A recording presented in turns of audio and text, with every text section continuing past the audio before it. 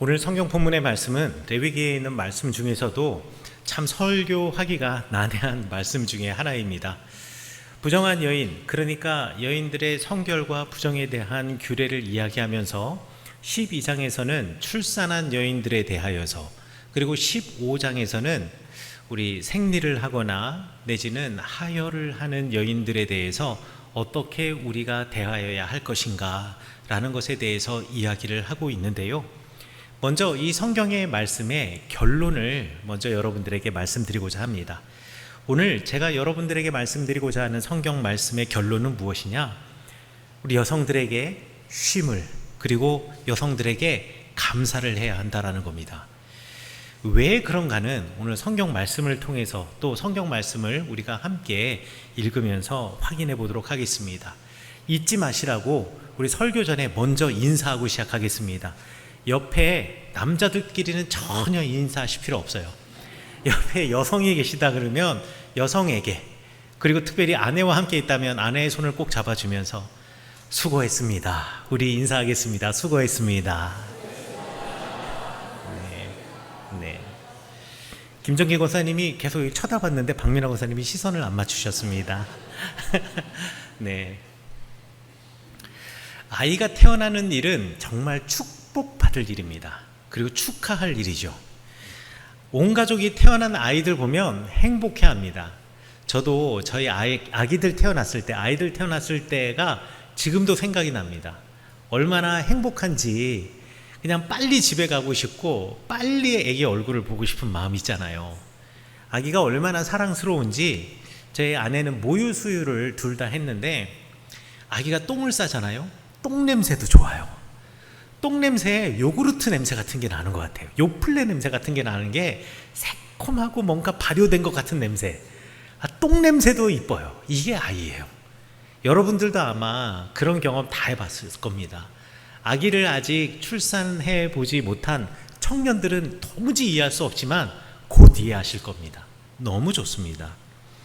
이렇게 축복할, 그리고 축복받을 만한 출산 후에 오늘 성경 말씀에는 부정하다, 그 임산부가, 그렇게 출산한 여인이 부정하다라고 이야기를 합니다. 여인으로 살아간다라는 것, 또 여성으로 살아간다라는 게 사실 참 불편한 일입니다. 남자들은 별로 그런 것 없지만요, 여자들은 성징 이후에 월경이라는 것을 하죠. 생리를 시작을 합니다. 이게 얼마나 불편한지 모를 겁니다. 사실 저도 이렇게 이야기하지만 잘 몰라요. 저도 남성이기 때문에 여성이 얼마나 불편한지 잘 모릅니다. 그런데 보면 다른 아이들 전부 다 수영장 들어가고 싶어 놀고, 또 나도 해수욕하고 싶지만 하필 휴가 간 때가, 하필 캠프 간 때가 자신의 그 생리 주기와 서로 겹치게 되면 아무것도 할 수 없습니다. 그리고 그때가 되면 왠지 감정의 기복들이 있지 않습니까? 저희 집에 여자가 셋인데요. 여자 셋이 다 하루에 맞춰서 이게 딱 주기가 똑같았으면 좋겠어요. 한 번에는 아내, 한 번에는 큰딸, 한 번에는 작은딸 하게 되면 길을 못 펴고 살아갑니다. 그런데 그렇게 감정에 기복이 생기는 이유는 사실 내가 그러고 싶어서 그런 게 아니거든요. 나도 모르게 내 몸에 그렇게 호르몬이 나오는 거거든요. 이게 남성들에게도 불편한 일일 수 있지만 정작 본인 당사자들에게는 여간 불편한 일이 아닙니다. 사실 이렇게 불편한 일 앞에 두고 우리가 공감해주고 위로해 주어야 할 건데, 또 여인들이 하혈을 한다는 것, 자궁에 출혈이 있다는 것은 이거는 건강에 큰 문제고 적신호이거든요. 그렇다면 먼저 잘 돌봐주고 이렇게 할 것인데, 성경에서는 뭐라고 이야기하냐면 이런 여인들은 부정하다라고 이야기를 합니다. 왜 성경에서는 이런 여인들에 대해서 부정하다라고 이야기를 할까요? 사실 레위기에서 특별히 정결과 부정에 관한 이야기가 많이 나오는데요, 이 정결과 부정을 이야기하면 괜히 부정하다라는 말, 그 단어 자체 때문에 뭔가 이 단어가 어감이 좋지 않아서 그야말로 이 표현에 대해서 반발심이 생기거나 또 이 말 표현을 갖다가 부정하게 됩니다. 그리고 부정한 것은 마치 없애버려야 할 것이라고 생각하기도 하고, 정결함을 깨끗함이라고 말한다면 부정함이라고 하면 왠지 반대되는 개념으로 더럽다라고 하는 극단적인 생각을 하기도 합니다만, 구약 성경 레위기에서 정결과 부정은 절대 그런 의미가 아닙니다. 성경에서 부정하다라는 말은 한국말로 굳이 쉽게 번역하자면 적합하지 않다, 이 상황에 맞지 않다, 어울리지 않다라는 의미가 바로 부정이라는 뜻입니다. 쉬운 예를 들어보자면 이런 겁니다. 여러분들은 대부분 많은 분들이 기독교 가정, 기독교 문화 속에서 자랐을 수도 있겠지만, 또 유교 문화 속에서 제사를 드리신 분들도 아마 많이 계실 겁니다. 저도 제가 어렸을 때 저희 가정만 신앙생활을 했기 때문에요, 저희 아버지 쪽, 저희 친가 쪽으로는 그냥 뼈대 깊은 이 유교 집안이었습니다. 저희 할아버지가 훈장 선생님이셨으니까 할 말 다 했죠. 게다가 저희 집안이 종갓집의 셋째 할아버지 집안이었기 때문에 1년에 제사 그렇게 제사가 많은지 모릅니다. 그런데 제사 혹시 드려보신 분들은 한번 생각해 보십시오. 제사상에 절대 올려놓지 못하는 과일이 있습니다. 무슨 과일인지 아시나요? 이거를 모르시면 기독교인 가정으로 늘 추도 예배만 드리셨거나 내지는 뼈대 없는 가문이신 겁니다. 절대 올리면 안 되는 과일이 뭐냐면 복숭아입니다. 복숭아는 절대 올리시면 안 됩니다. 이건 사실 유교의 전통이라기보다는 우리나라 그 고유의 무속신앙과 유교가 이렇게 서로 합쳐진 거라고 말할 수가 있겠는데요, 예로부터 복숭아는 귀신을 쫓는 음식이었어요. 그리고 귀신을 쫓는 나무였어요. 그래서 집에 복숭아 나무를 심어 놓는 이유는 우리 집에 애기 끼지 말라고 복숭아 나무를 심는 겁니다. 그래서요, 복숭아를 만약에 제사상에 올려놓잖아요, 그럼 조상 귀신이 오다가 도망간다고, 안 오신다고. 복숭아는 절대 올려놓을 수가 없었습니다. 그리고 그 위에 생선을 올려놓는데 절대 올려놓지 못하는 생선이 있습니다. 꽁치, 삼치, 갈치, 멸치, 치자로 끝나는 건 다 안 됩니다. 왜냐하면 치자로 끝나면 뭔가 가치가 없다라고 생각을 합니다. 정성이 없다라고 생각해요. 그래서 치자로 끝나는 생선은 올려놓지 않는 게 전통입니다. 모르셨으면 그냥 상식으로, 여러분들 제사 드릴 일은 없으시니까. 그리고 제사 음식을 만들 때는 절대로 간을 보아서 안 됩니다. 여러분들 제사를 드리셨으면서 그동안 제사 음식 하면 간 보셨으면 그 제사 다 꽝이었던 거예요.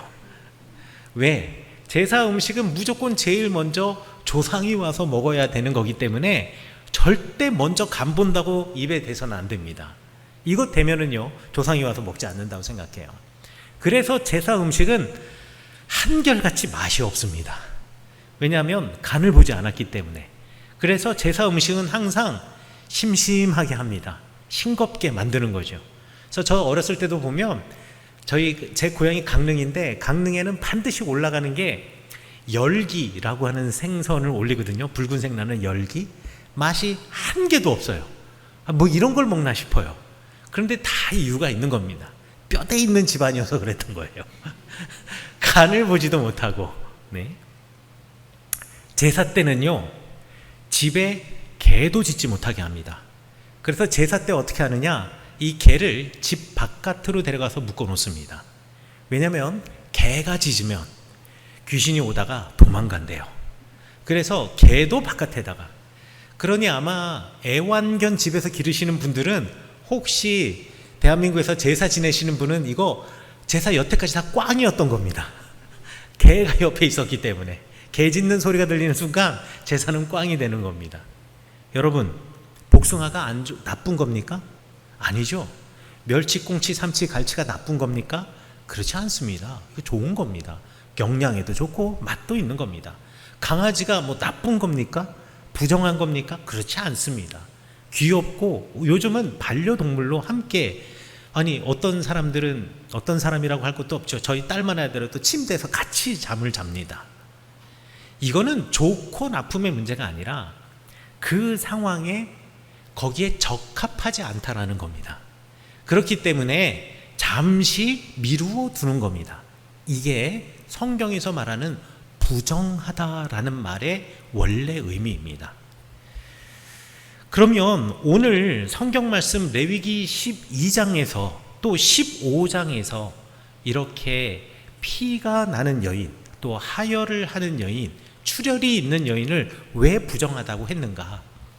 고대 사회에서는요, 피라고 하는 것이 생명을 상징하는 것이었고요. 그래서 출혈이 일어났다, 상처가 나든 출혈이 일어나서 피가 났다 이러면 이것은 생명을 소실하는, 그러니까 생명을 잃어버리는, 죽음과 연결되는 그런 상징으로서 피 흘림이라고 하는 개념이 사람들의 머릿속에 다 있었습니다. 그런데 거룩한 하나님께 예배를 드리러 가는 길인데, 그런데 지금 마치 죽음을 상징할 수 있는 피 흘림이 있는 사람이라고 한다면 거룩하고 정결한 이 예배의 시간, 예배의 장소와는 뭔가 어울리지 않지 않느냐. 그렇기 때문에 그렇게 출혈이 있다고 한다면 지금 예배 드리지 말고 잠시 쉬어라. 그리고 사람들과의 접촉도 좀 자제하면서 나의 그 몸을 추스려라 라는 것이 이 레위기 12장과 15장에서 여성들의 출혈과 관련하여서 그들을 부정하다라고 말하며 지금 율법으로 새겨놓은 것입니다. 12장에 보면 남자아이를 낳으면 처음 7일간 그리고 나머지 33일간 해서 총 40일간 이 임산부는, 그러니까 출산한 산모는 부정하다라고 이야기하고, 여자아이를 출산했으면 총 80일간 부정하다라고 하는데요, 이것도 남녀 차별 때문에 그런 것이 아니라 고대 사회에서는 일반적으로 여자아이를 출산하면 산모가 몸을 회복하는 속도가 훨씬 더 늦다라고 생각을 했습니다. 그래서 여성들에게 조금 더 긴 시간 쉼의 시간을 주는 거죠. 그리고 이렇게 부정하다고 판정이 되면 일체 모든 것과의 접촉을 금지합니다. 그럼 어떤 접촉을 금지하냐? 유대인들의 율법 미슈나나 탈무드, 그리고 현대 이스라엘 사람들도 정통 보수적인 유대교인들이 지키는 율법에 의하면 일단 누군가와 손잡는 거, 특별히 남편 손잡는 거, 이거 금지입니다. 그리고 남편과 한 침대에서 자는 것도 금지입니다. 물건을 직접 전달해 주는 것도 금지입니다. 내가 이걸 누구에게 전달해 주고자 한다면 내가 이걸 탁자 위에다 이렇게 올려놔요. 그러면 그 사람이 탁자 위에 있는 물건을 가져가는 겁니다. 이렇게 전달해 주는 겁니다. 내가 아내가 남편과 함께 한 식탁에서 마주보며 밥을 먹는 것도 금지입니다. 남편이 밥을 먹고 있는데 물 한 잔 떠줘야 되잖아요. 물 따루어 주는 것도 금지입니다. 남편이 일어나가지고 이제 일하러 나갔는데 이불을 안겨놓고 나갔네. 남편 침상에 침구를 정리해 주는 것도 금지입니다. 일체의 모든 접촉이 다 금지입니다. 웬만하면 집 바깥으로도 나가지 말라고 이야기합니다. 왜 그러는 걸까요? 물론 성경에서는 정결과 부정의 규례를 두고 이렇게 피 흘리는 사람을 적합하지 않은, 어울리지 않은 이라고 하는 카테고리에 놓아서 일체의 접촉을 금지하는 거지만, 현대의 구약 성경을 여성의 시각으로 보는 신학자들 사이에서는 이 율법을 여성을 보호하는 율법으로 해석을 합니다. 그러니까 여성들이 이 기간에는 일체의 모든 일로부터 해방된다라는 겁니다. 구약 시대 때, 고대 사회에서요, 사람들이 한 달에 딱 이틀만 쉴 수 있었습니다. 지금은 우리가 일주일에 어떨 때는 4주, 어떨 때는 한 달에 어떨 때는 4주, 어떨 때는 5주를 쉬지만 고대 사회에서는 딱 2번 쉬었습니다. 언제 쉬었냐면 보름달이 뜰 때 하고 금음달, 달 자체가 없을 때 딱 이틀만 쉬고 그 외에는 전부 다 일을 했습니다. 그런데요, 하나님께서는 이스라엘 백성들에게 더 많은 쉼을 허락해 주셨어요. 7일째는 항상 쉬어야 되니까 일주일마다 쉬는 것 아니겠습니까? 그러면 한 달에 4번을 쉬는 거예요. 그런데 거기에 더해서 여성은 우리 레위기 15장에 보면 월경하는 기간 동안 7일 동안 부정하다라고 했으니 일체 접촉을 하지 말라고 했으니, 그리고 사람들로부터 격리되어 있어야 했으니 일주일 동안 아무 일도 하지 않는 겁니다. 그러면 여성들의 경우에는 한 달에 대략 열흘 정도는 일하지 않고 쉼을 얻었다라는 겁니다. 여러분, 여성들이 가장 집안일을 하면서 손이 많이 가는 사람이 누굽니까? 남편이죠. 애들도 손이 많이 가지만 애들은 결혼해서 출가하면 끝입니다. 근데 이 남편은 어찌됐든 끝까지 살아야 돼요. 그러니까 평생 손이 제일 많이 가는 사람이 남편입니다. 근데 접촉 금지할 때 뭐를 금지한다고요? 남편이랑 한 침상에 자는 것 금지. 그래가지고 지금도 이스라엘에 가면 여성들, 유대교인 여성들은요, 내가 생리가 시작이 되잖아요. 그러면 우리처럼 더블 침대가 없고 싱글 침대 2개를 나란히 놓고 잠을 자다가 평소에는 이제 여성이 생리 주기가 되면 침대를 떨어뜨려 놓습니다. 그래서 서로 다른 침대에서 잠을 자게 해요. 남자가 괜히 남편이 옆에서 자다가 툭툭 건드리거나 치근덕거리지 못하게 하면서 여성들이 좀 잘 자라고, 들썩거리지 말고 좀 자라고. 그리고 아까 제가 말씀드린 것처럼 물건을 남편에게 직접 전달해 주거나 이런 것들이 금지잖아요. 그러니까 남편이 어디 나갈 때 여보 뭐 좀 이거 못해요. 뭐 좀 해봤자 아내는 그거를 나한테 전달해 주는 게 아니라 들고선 그냥 놓고 가버려요. 그럼 나는 다시 그걸 주워야 되는 거예요. 그러다 보니 남편이 알아서 그냥 살아가는 겁니다. 알아서 해야 되는 겁니다. 함께 밥 먹는 것도 금지예요. 때로는요, 여성들이 생리 때가 되면 예민해져서 남편의 얼굴 보는 것조차도 싫을 때가 있어요. 정말로 있더라고요. 그래서 그럴 때는 남편과 함께 식사하는 것도 하지 못하게 되어 있습니다. 아내가 남편에게 물 따라주는 것을 금지한다는 건 뭐냐? 남편들 알아서 드시라는 거예요. 뭐 차려주느니 뭐는 없나느니 말하지 말고 알아서 먹으라는 겁니다. 침상 정리해 주는 것 금지라는 얘기는 뭐냐면 여성은 자신의 몸을 살피는 일만 하지 이제 그 사람 일은 그 사람에게 맡겨놓고 그냥 쉬라는 겁니다. 여러분, 정해진 시간 안에 노동의 강도는요, 남성이 훨씬 더 강합니다. 그렇죠. 남성은 힘이 세기 때문에요. 뭐 여성과 남성이 아무리 평등하다 그래도 일의 강도는 이건 비교할 수 없습니다. 남성이 훨씬 강합니다. 그런데 여성은요, 노동의 강도는 남자들보다 적지만 이 노동이요, 적은 강도의 노동이 지속적이에요. 지속적입니다. 고대 사회의 예를 볼까요? 남자들은 어떻게 하냐면 아침에 일어나면 아내가 준비한 밥을 먹고 그 다음에 양이나 염소를 끌고 광야로 나가서 양을 칩니다. 그리고 해가 떨어질 쯤 되면 다시 돌아옵니다. 그리고 아내가 준비한 저녁 식사를 하고 저녁 식사가 끝나고 난 다음에 차를 한 잔 마시고 그리고 두런두런 이야기하다가 잡니다. 그리고 그 다음날 일어나서 똑같은 일이 반복이 됩니다. 뜨거운 햇볕 아래에서 양을 치고 염소를 치는 거 얼마나 힘듭니까? 그러니까 노동의 강도는 남자가 더 강합니다. 그러면 고대 사회에 이스라엘 땅에서 여성들의 삶은 어떻게 했냐? 아침에 일어나면 제일 먼저 우물로 갑니다. 우물로 가서 물을 길러 올려요. 그리고 그 길어온 물로 빵을 반죽해서 빵을 굽고 아침을 준비합니다. 남편들 다 자고 있을 때 아내는 벌써 일어나서 일이 시작이 된 거예요. 그리고 밥을 해서 내보냅니다. 먹여서 내보냅니다.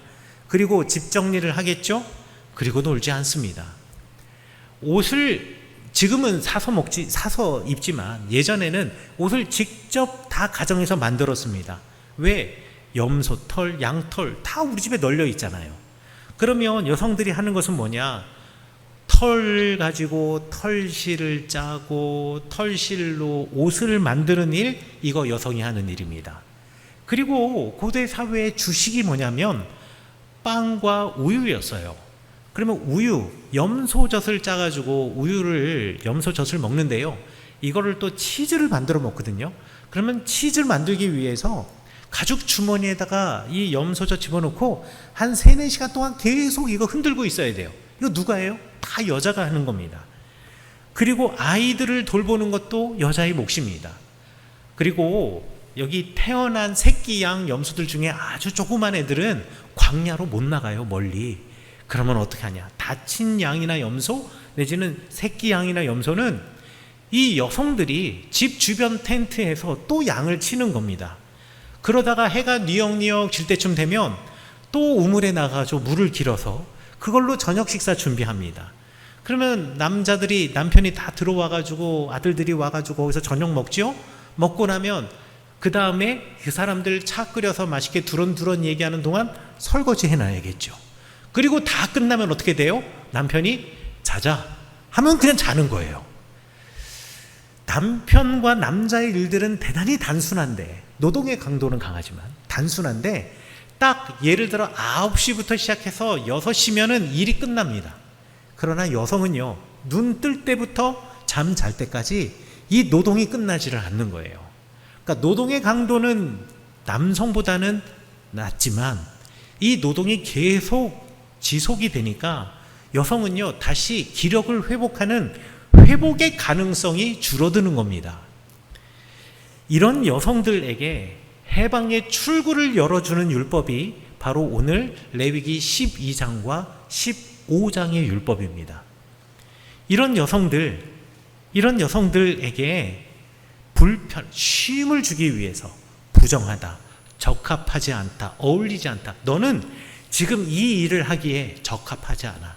너의 신체의 상태가, 너의 몸의 상태가, 너의 마음의 상태가 지금 어울리지 않아 라고 하면서 쉼을 주는 겁니다. 그런데 남자들은요, 여성들에게 그런 쉼의 기간이 필요하다는 것을 사실 잘 몰라요. 저도 잘 몰라요. 제가 저희 아내에게, 제가 쉬는 날이 되잖아요. 그러면 아내에게 항상 여보 한번 드라이브 한번 할까? 드라이브 한번 쫙 하면서 제 마음속에는 좀 이쁜 데 가서 커피라도 한 잔 딱 마시면서 서로 이야기도 하고 뭐 이런 거 있잖아요. 남자들은 이해할 겁니다. 남자들만의 그 로망들이 있어요. 드라이브나 이렇게 한번 쫙 하고, 또 어디 가가지고 맛있는 거 있으면 내가 가서 먹어본 데 내지는 들은 데 있으면 거기 가가지고 아내에게 요거 하나 딱 사주고 싶은 이런 마음. 또 휴가 기간이 되면 어디 여행을 조금, 저희가 철원에 살고 있으니까 맨날 산에만 이렇게 쌓여 있으니까 어디 바닷가 있는 데를 가거나 아니면 툭 트여져 있는 어딘가에 가가지고 좀 아내와 가족들과 좋은 시간 이런 거 보내고 싶은 마음 있잖아요. 이렇게 해가지고 아내에게 좀 갈까? 이러면 저희 아내만 그럴 건 아니에요. 아마 여러분들도 그런 생각 하시는 분 계실 겁니다. 대부분 아내들이 싫어해요. 그게 무슨 휴가냐고. 제 아내가 그랬습니다. 진짜 휴가는 당신 없이 가는 게 휴가라고. 당신 없이, 나 혼자 또는 아이들과 내가, 당신 없이가 여기선 중요한 겁니다. 누구와 함께가 아니라 당신 없이. 왜 그래요? 남자는요, 항상 손이 필요하거든요. 남자가 아무리 혼자 잘한다 나 혼자서 잘해 라고 하지만 아이고 보면 그냥 빵꾸 투성이거든요. 성경은 이렇게 끊임없이 일을 하면서 집의 안과 밖에서 에너지를 사용하는 여성들에게 쉼을 주고자 하는 겁니다. 고대 사회에서 여성들이 불평등한 위치에 있었냐? 아니요, 전혀 그렇지 않았습니다. 여성들도요, 남성들과 동일한 권리를 가지고 있었고, 그리고 여성들도 동일하게 사회에서 역할을 했습니다. 성경에서만 보더라도 여자 예언자, 여자 사사, 그리고 여성 지도자들이 진짜 많았습니다. 그리고 성경뿐만 아니라 이 고대 세계 이스라엘 넘어서 이집트를 가도요, 여자 파라오, 그리고 유산을 상속받거나 내지는 재산권을 행사할 때 남자와 여자가 동등했습니다. 메소포타미아 지역도 마찬가지였습니다. 그러나 가부장 사회라고 하는 사회의 틀이 항상 여성들을 어떤 규격 안에 맞춰 놓거나 여성들의 역할을 제한하는 경우들이 있었거든요. 그때 그 여성들이 하나님이 창조하신 하나님의 사람이고 하나님의 소중한 생명이잖아요. 그 생명이 얼마나 소중한가를 알라고 공동체에게, 남성들에게 주시는 율법이 바로 레위기 12장 그리고 15장의 율법입니다. 하나님은 결코 여성을 외면하거나 그 노동을 당연하게 여기시는 분이 아닙니다. 끊임없이 에너지를 쓰면서 집의 안팎에서 지쳐가는 여인들에게 하나님은 율법이라고 하는 커다란 거룩한 울타리를 쳐주시는 거죠. 그리고 이 기간만큼은 누구도, 심지어는 남편이라도 건드리지 말아라, 좀 쉬게 놔두어라 라고 우리 하나님께서 여성들을 향해서 따뜻한 배려이자 사랑의 마음으로 이 율법을 주신 것이다. 현대의 구약 신학자들은 이 구절을 이렇게 이해를 합니다. 오늘 우리 교회를 둘러보아도 마찬가지입니다. 당장 7월 첫 주부터 어른들을 위한 성경학교, 무드셀라 실버 성경학교, 유치부 성경학교, 아동부 성경학교, 교회 안에서 정말 많은 성경학교들이 있었고 프로그램들과 행사들이 있었습니다. 이 교회 모든 사역을 돌아보십시오.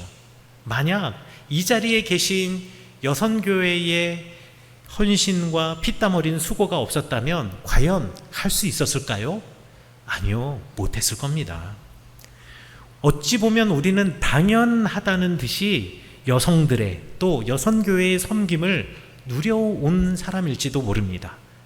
그러나 하나님은 그 보이지 않는 우리 여성들과 여선교회의 노고와 피로를 다 알고 계십니다. 그리고 오늘 성경의 말씀을 통해서 이렇게 말씀하십니다. 여성들이여, 너희의 수고를 내가 안다. 이제 내 안에서, 나의 율법 안에서 참 쉼을 누려라. 오늘 이 예배가, 그리고 우리 성문교회가 여성들에게 그리고 여선교회에게 짐을 더 얹어주는 곳이 아니라 하나님이 주시는 참된 회복을 누리는 거룩한 안식처가 되기를 간절히 축원합니다. 그리고 교회와 가정의 든든한 기둥으로 헌신하시는 우리 여선교회 회원 모든 분들과 우리 여성 예배자들, 제 마음속 깊이 치하하며 또 존경하며 존중하며, 그리고 저뿐만 아니라 우리 성교회 남성들도 그런 마음을 가지며 오늘 청장년을 중심으로 점심 식사를 준비했습니다. 그래서 오늘 하루는 여성들이 주방에 들어가지 않으셔도 됩니다. 제가 이거 하는데요, 청장년 우리 백리복 집사님 회장님이신데 청장년들이 평생 이럴 일이 없었는데 아침 8시 반부터 주방에 들어가셔서 물 끓이고 쌀 씻고 밥 얹히고 난리도 아닙니다. 첫 일부 예배 드리는데요, 저 뒤에 앉아 계시는데 계속 시계를 보면서, 시계를 보는 이유는 뭐냐, 핸드폰 시계 보는 이유는 지금 이렇게 물을 끓이고 있는가 안 끓이고 있는가, 가서 불을 봐야 되냐 말아야 되냐. 아마 오늘 식당 주방에서 준비하면서 우리 교회에서 여성들이 이렇게 식사를 준비하고 있었구나 라는 것을 알게 되셨을 겁니다. 여러분, 오늘 삼계탕 준비하거든요. 한 가지 여러분에게 부탁에, 특별히 여성분들에게 부탁에 말씀드리겠습니다. 드시면서 맛은 왜 이러냐는 둥, 내지는 왜 빨리 안 나오냐는 둥, 이런 말씀 하시면 안 됩니다. 왜 반찬은 한 가지밖에 없냐는 둥, 이런 말씀 하시면 안 됩니다. 이러면 앞으로 평생 우리 교회에서 주방은 여러분들이 담당하셔야 됩니다. 드시면서, 그래요, 오늘 하루 딱 하루뿐이지만 그럼에도 불구하고 이렇게 준비해 주시는 우리 청장년들, 또 남성교회 우리 남성들을 보시면서 감사합니다, 잘 먹겠습니다, 주방에서 섬기는 모습 보니까 너무 좋아 보여요, 칭찬해 주셔서 더 자주 이런 일이 있었으면 좋겠습니다. 저는 이 설교의 말씀을 마치며 하나님의 크신 위로가, 그리고 평안이, 그리고 은혜가 여선교회 모든 회원들과 우리 성원교회 모든 여성들에게 있기를 간절히 바랍니다. 그리고 여선교회에 대해서 항상 감사의 마음을 가지고 여선교회 그리고 여성들을 세워주실 우리 성원교회 모든 남성 교인들에게도 동일한 축복이 있기를 간절히 축원합니다.